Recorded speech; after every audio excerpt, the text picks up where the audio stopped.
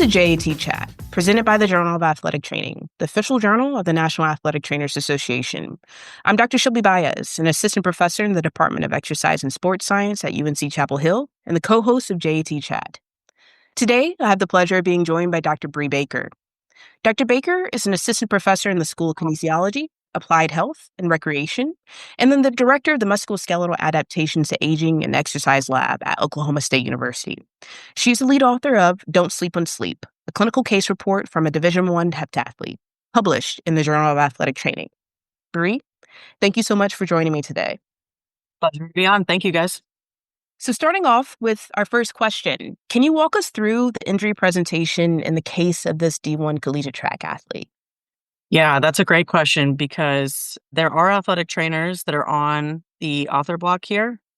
But actually, as the research team, we were a little late to the party. So this particular athlete had very few what we would consider traditional bone injuries throughout high school and ramped up training to prepare for her freshman year and pushed through, obviously we didn't know at the time, had stress reactions bilaterally in the tibia.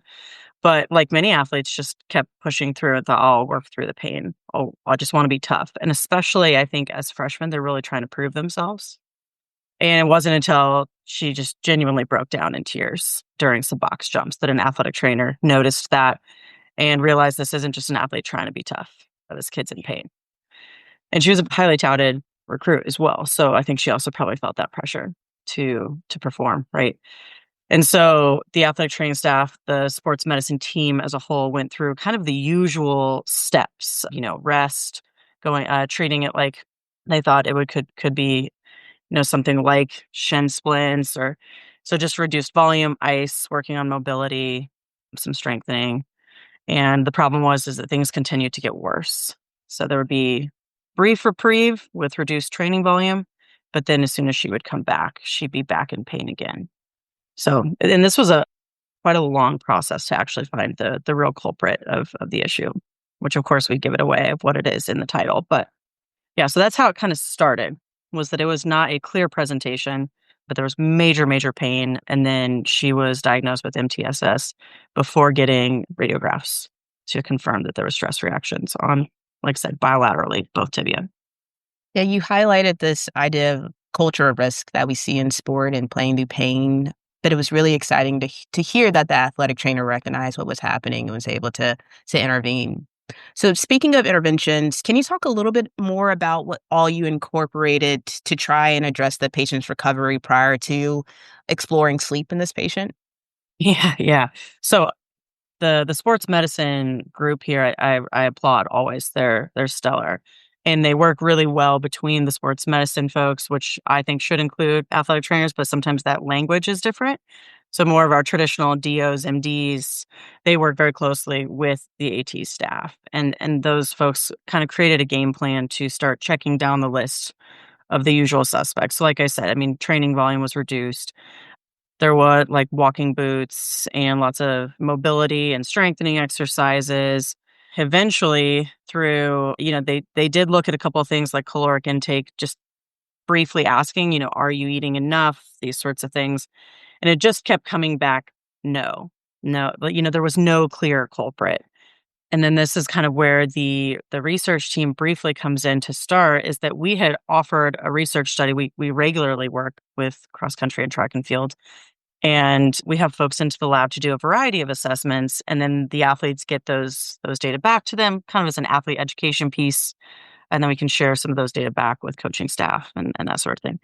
And this is kind of where sleep came up the first time. But a lot of athletes sleep really poorly, not just our group, but many, many, many studies have shown specifically NCAA athletes normally have worse sleep quality than even just other regular non-athletes in college. And so that's honestly necessarily an initial flag because athletes score poor. And it was actually the sports med staff that gets all the credit, that they kept kind of probing her on sleep questions. And that's when they learned that, but this athlete reported sleeping, less than 3 hours a night consistently. She also would wear her heart rate monitor. And she would say that her heart rate would spike before she would go to bed. So she had an anxiety about trying to go to bed. we kind of did an interview process with her, and she was saying, yeah, my heart rate was 130 as I'm even sitting there trying to go to sleep. So then even the relationship necessarily between the bone injuries and sleep still weren't clear. Everyone just knew, oh my gosh, well, this is a huge problem regardless. So sleep is what we're going to try and tackle. And the sports med staff tried a variety of interventions, which we kind of detail in the paper, things like behavioral changes, right? Reducing blue light, making sure to try to not have caffeine too late, screen time, exercise, timing, food, excuse me, food timing, all of those things. They even prescribed medication. And again, still just things weren't working. And again, that's kind of where we continued to collect data in the lab, and the sports medicine staff group continued to collect more data. And then, and this is months, this is a months long process. So it really wasn't until she went home for the summer that she noticed her sleep completely returned to normal. And she was pain free over the summer and was able to really train hard. And that's when she was able to kind of really do a good job of narrowing down what was working for her to sleep and what wasn't. So a lot of these other interventions that we tried, again, the answer was no, not working, no, no, no. And for her, the combination of things that ended up working was not medication or anything like that. It was making sure that she didn't have late naps, and she needed to be tired physically.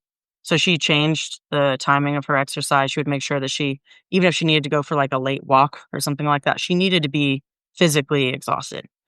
And then, yeah, gosh, I think it was her sophomore year, she came back and we started seeing the steady improvements in sleep. And then you could see the steady improvements with bone as well, which was really exciting. No, that's fantastic, especially to hear about this multidisciplinary team that approached trying to tackle this particular patient case. Bree, can you talk a little bit about the consequences of sleep deprivation when we think about recovery after an injury? Yeah. I'm sure that I don't think I, as a coach, would have thought sleep to start either. We go through all of our usual suspects when somebody has an injury, and then we have our standard protocols for rehabilitation. And a lot of times we're not considering caloric intake and sleep together. I think we in the paper really tried to argue for their inclusion more consistently in not only the injury screening process, but also the rehabilitation process. As much as we would, reduce training volume, we also need to dial in sleep. And so sleep plays a huge role in our ability to heal. Something that, and I'll talk about the physiological side first, I guess. We want to make sure that we sleep for so many reasons, but we see, for instance, bone healing is delayed with poor sleep. We see a multifold increase in bone injuries and all injuries, right, with reduced sleep.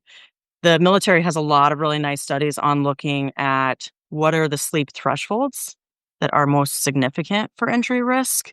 And pretty consistently, we see, like I said, multifold increases if people consistently get under 7 hours. And then if people are really sleep deprived, like this particular athlete was, sitting under like a 4 hour sleep window, which is extreme, then of course risk for a variety of injuries goes through the roof. So something as simple as a sleep behavior and really trying to make sure we carve out a dedicated window to get quality sleep drastically is going to reduce the risk of those injuries. But if they do get injured, then the recovery piece comes in. That secondary piece. We've got to make sure that we're giving the body ample time to rest, especially bones. It can take the skeletal system a little bit longer to have adequate healing, to become weight bearing again. And so it's really important that we prioritize sleep in that. Another aspect, I think maybe everything I just said, probably most people already know intuitively, right? Sleep is going to be important for us to heal. I think something we don't talk about enough, and this isn't my area of expertise, and I think though it needs to be brought up more and more, is the psychological aspect of sleep and of injury. When athletes get injured, it can change their identity. It's a really stressful process, especially when you're this highly touted recruit and you're supposed to be, really producing for your team, and now you can't contribute anymore. And we know that sleep has a really strong link to anxiety and depression and all of those things. And so bad sleep can create this really vicious cycle for an athlete, not only for delayed healing, but then also psychological stress and those sorts of things. On top of these are trying to be collegiate athletes. They're so stressed with so many other things already. But again, a lot of times we don't talk about sleep. So, Bree, can you tell us about the outcome of this patient's case after adjusting for sleep? Yeah, this is a real success story. So obviously the athlete had the onset of these injuries pretty early on in her career as a freshman. And then we work with this athlete and the sports medicine team and coaches, and it was all hands on deck to get this athlete back to health. And it's really fun that every single year since her injury, we've been able to continue to report that she's having PRs and she's at the top of the conference and she's competing nationally. And like I said, it's full circle because she was such a highly touted recruit and everyone was so excited to have her in. And then it looked like potentially a career-ending injury where she just couldn't get better. And she's completely turned that around, which is really exciting. And we're cheering her on the whole way. I love that. That's an amazing success story. I'm so glad that you all published this in JAT. Bree, you've talked a lot about athletic trainers and their role as part of this particular case. Can you talk a little bit more about, in general, roles of athletic trainers and potentially facilitating some of these sleep behaviors? And then any recommendations that you may have for us to provide to our patients to enhance their sleep? Yeah, good question. So I'll answer the first part separately from the second. So the first part is I want to highlight the diversity of the author block. So we have undergraduate students and graduate students, we have traditional researchers, we have medical providers, we have athletic trainers. It takes a team, I think, to provide holistic care. And athletic trainers are so often stretched thin. And there's so many things to look for, and you're working really long, hard hours. And so I really feel for athletic trainers. And I think we had talked about this before we went live that athletic trainers, in my opinion, are like the unsung heroes. So much work is done in the background to make sure that our athletes are ready to compete.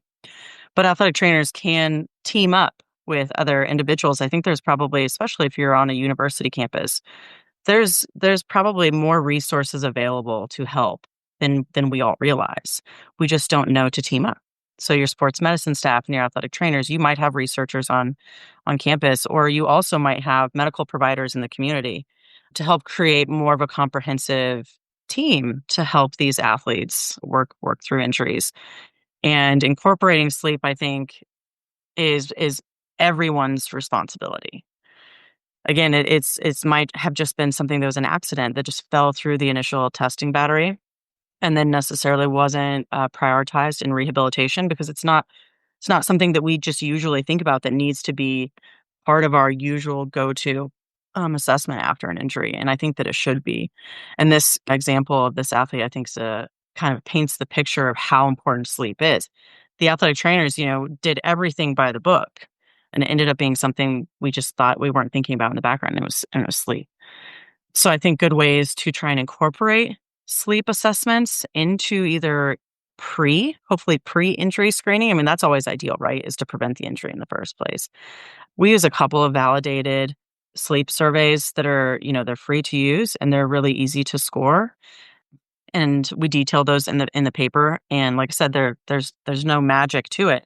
It's just a quick screener, 1 page or a 2 page survey that allows us to kind of identify athletes who might benefit from behavior modifications. I mean, a lot of athletes don't even think that their sleep is poor until we give them the score. And they're like, well, what should I be at? So part of it is athlete education. They think they're sleeping just like every other college student, and they think that that's fine, when in reality, athletes are putting their bodies through quite a bit more, and we really do need to prioritize that recovery. And so I think it's important that first we work on the preventative side, and a lot of times that begins with education and making sure that they're getting quality sleep, also quality food, right? And adequate food and adequate sleep. So we briefly detail this idea of sleep quality, but also low energy availability in the paper, and how both of those things can accidentally kind of go under the radar and not be maybe initially assessed, but can have huge implications for injury prevention. They're also both really important for the rehabilitation process. So if we accidentally didn't do a pre-screening for sleep before, it's not like it's over, but we can use these really cheap, fast, affordable tools to then kind of track sleep throughout the rehabilitation process and try and implement some changes for that athlete to improve their sleep hygiene. Awesome. And for our listeners, one of those tools can be the Pittsburgh Sleep Quality Index. If you're listening and wanting to identify something that you can incorporate as a baseline or after someone is injured. So, Yeah, Bree, one. I'm gonna add just one note on that. Sorry, Shelby. So there are a variety of sleep questionnaires out there. You don't have to use the Pittsburgh Sleep Quality Index.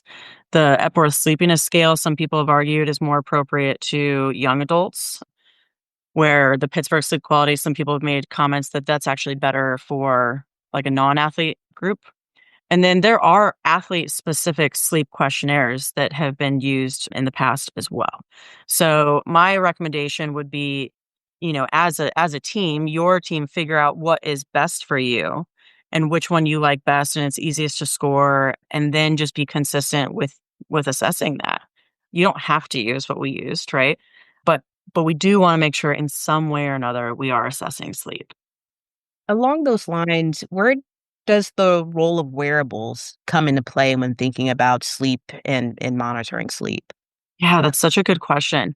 In general, we love tech, right? Especially in sport. If we are under the impression it's going to give us some sort of competitive edge, most of the time athletes are in. But what's interesting is the data doesn't clearly support that if I know I slept bad, I'm normally going to I can perceive that. My watch might also support that, and it is nice to have the data and have a quantifiable number. But if we're just talking about did you get enough sleep or not, most of the time people can perceive that. So if you're at an institution that maybe doesn't have a lot of resources, or you're at, for instance, like a smaller school, something as simple as just asking them is much better than nothing. You don't have to have really expensive wearables to get at these data. Obviously, as a researcher, as a nerd, it's always great to have more data. So we would love to have wearables on everybody in addition to their self-perception of their sleep quality and the sleep quantity. And an example is actually in this individual, we only did the surveys, but she wore a wearable to bed, and that's how she realized that her heart rate was spiking. And so the use of that wearable is something that helped identify her sleep anxiety. So this is an instance where we attacked it from both directions, but her wearable did provide really meaningful data to the sports medicine staff to help her understand that it really was an anxiety issue, right as she was trying to go to sleep. So if you have the resources, I would always say, sure, gather more data, right? I mean, if you like to use a wearable, great. But I don't think that you have to. If you don't have those resources, sleep is one of those things that most time people's self-perception is pretty accurate. I think just asking the question, asking the athlete, getting in there and just really saying, "Hey, how are you doing today? How are you sleeping?" More and more of these larger athlete groups, or sorry, larger entities that have more resources are doing something as simple as like, how are you feeling today? Like before practice. And there's, a red, yellow, green. They're starting to collect more fast, loose data like that. And I think it's meaningful. Just because it doesn't cost a lot of money doesn't mean that it's not important that we check in with them. No, I appreciate that feedback and that recommendation and this conversation about lifestyle medicine in general. So, Bree, to wrap us up, can you provide a take-home point about your paper for our listeners? Yeah, I'm gonna give maybe 2. The first one is to encourage us to expand out our pre-screening to include sleep. I think that's really important to include more holistic health for our athletes. And of course, the goal there is to prevent the injury in the first place. But if we're on the back end of an injury, let's make sure we're including it in our assessments throughout the rehabilitation process. And then the second one is if we can, be creative in how you create what you might consider an athlete care team. It's the athletic trainer is already so overworked and they can only do so much. They need help. And you might be surprised where you can find other people willing to help and other resources. And I think that's reflected in the author block that we had a lot of different people coming together to try and work to get this athlete back to where they are. And one of the things that I love the most is that the athlete was right in the middle of all of it. We weren't dictating these things to this individual. We were having conversations. And it was the sports med staff, and it was the athletic trainers, and it was the researchers, and it was always the athlete. And I really appreciated that process because they know their bodies best. But a lot of times we're not necessarily talking to the athlete. We're just saying, okay, well, this is what you're doing next week because that's what's on my chart. And I think it's important to check in with the athlete and try and be creative in building a more comprehensive athlete care team. Well, thank you for those insightful and important take-home points. And thank you so much for joining us today. As a reminder, this article is available free of charge by the Journal of Athletic Training, and I highly recommend everyone go and download this manuscript now. Again, thank you all so much, and we will see you next time. Thanks, guys.